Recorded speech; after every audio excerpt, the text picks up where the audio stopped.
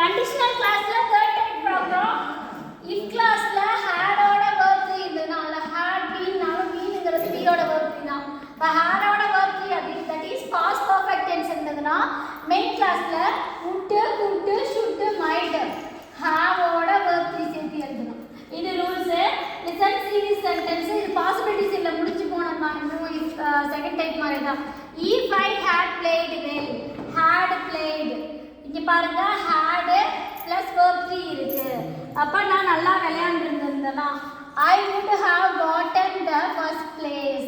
So அப்ப நான் first place வாங்கிருப்பேன். get got gotten. அப்ப would have gotten the first place. ஓகேவா? அப்ப இங்க had ஓட verb 3 வந்திருந்தனா இங்க would could ஓட have verb 3 வரணும். That is rules.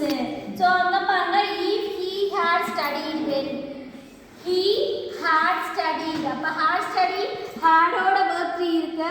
studied well அவன் நல்லா விளையாண்டிருந்தா நல்லா படிச்சிருந்தா ஒருவேளை நல்லா படிச்சிருந்தா if he had studied well he could எடுத்துக்க முடியும்.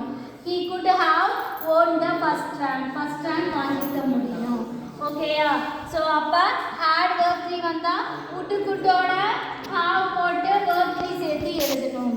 next if she had drew drawnன்றது verb 3 had verb 3 வந்தா இங்க என்ன வரணும் would could ஓட have வந்து verb 3 எழுதணும். said sold அப்ப sold verb 3 have would.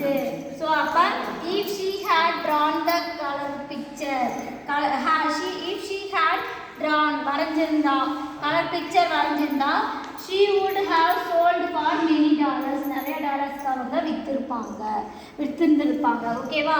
அப்ப இங்க had verb 3 வந்திருந்தா இங்க would could should ஓட have வந்து verb 3 வரணும். that is the third condition. Thanks for watching.